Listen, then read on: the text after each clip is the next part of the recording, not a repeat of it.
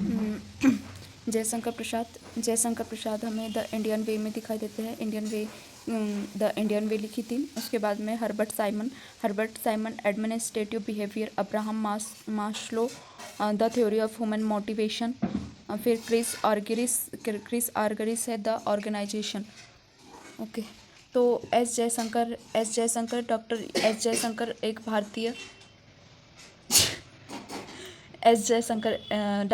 जयशंकर एक भारतीय राजनयिक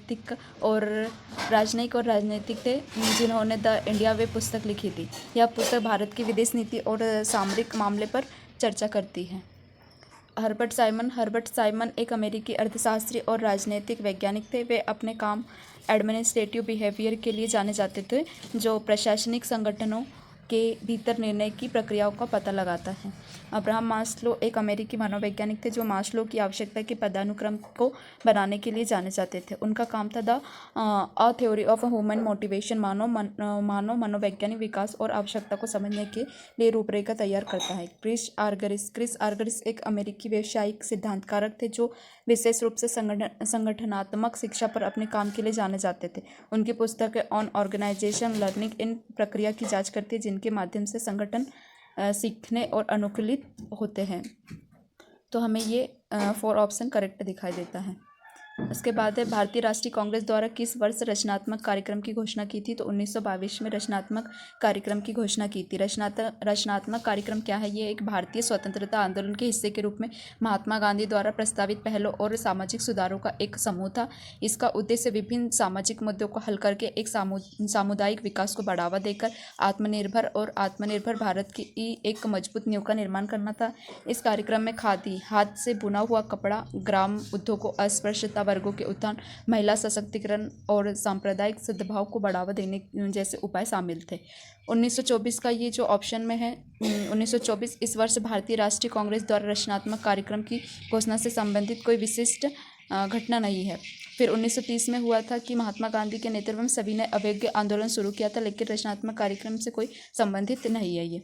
उसके बाद में 1935 इस वर्ष भारत सरकार अधिनियम पारित किया गया था, जिसने भारत सरकार के लिए संवैधानिक ढांचा निर्धारित किया था, लेकिन ये रचनात्मक कार्यक्रम से नहीं जुड़ा है। तो रचनात्मक कार्यक्रम महात्मा गांधी से रिलेटेड है, जो सामाजिक स्तर पर कार्य करता है, जो ये 1922 में स्टार्ट हुआ था। निम्नलिखित में से कौन से शब्द रूढ़िवादी से जुड़े हैं? तो रूढ़िवादी से जुड़े परंपरा, सामाजिक कर्तव्य और संरक्षण के लिए परिवर्तन। ओके। और ये क्रांति और लैंगिक समानता ये नहीं जुड़े हुए हैं।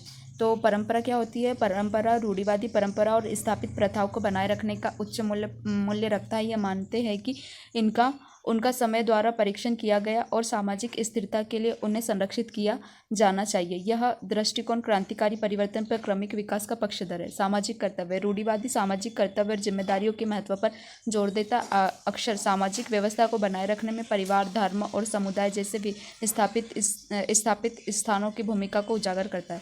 व्यक्तियों को एक बड़े सामाजिक ढांचे का हिस्सा माना जाता है, जहाँ उनके दूसरों और उनके समुदाय के प्रति कर्तव्य होते हैं। संरक्षण के लिए परिवर्तन यद्यपि रूढ़िवादी परिवर्तन के प्रति सतर्क है, फिर भी यह स्वीकार करता है कि समय के साथ प्रमुख संस्था और मूल्यों को संरक्षित करने के लिए कुछ परिवर्तन आवश्यक है। इस अवधारणा में समाज की समग्र स्थिरता और सामंजस्य को बनाए रखने के लिए व्यावसायिक समायोजन करना शामिल है।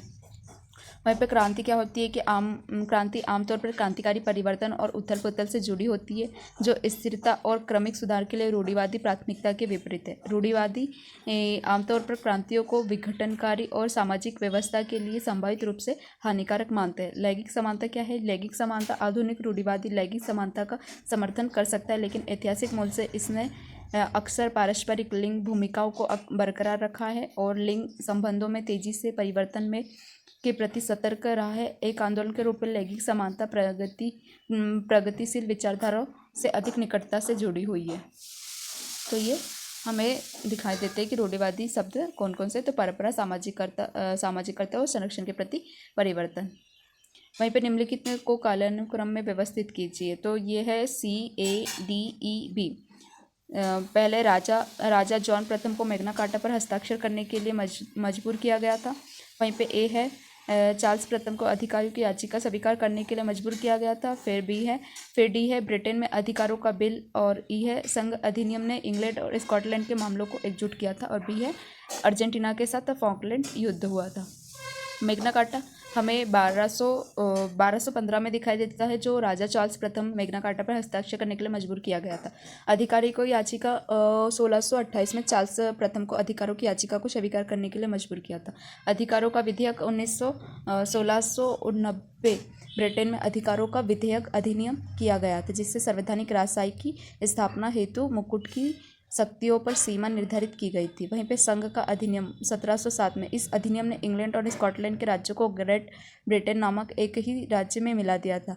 फिर फॉकलैंड युद्ध 1982 में हुआ था। फॉकलैंड द्वीपों पर अर्जेंटीना और यूनाइटेड किंगडम के बीच लड़ा गया एक संघर्ष था।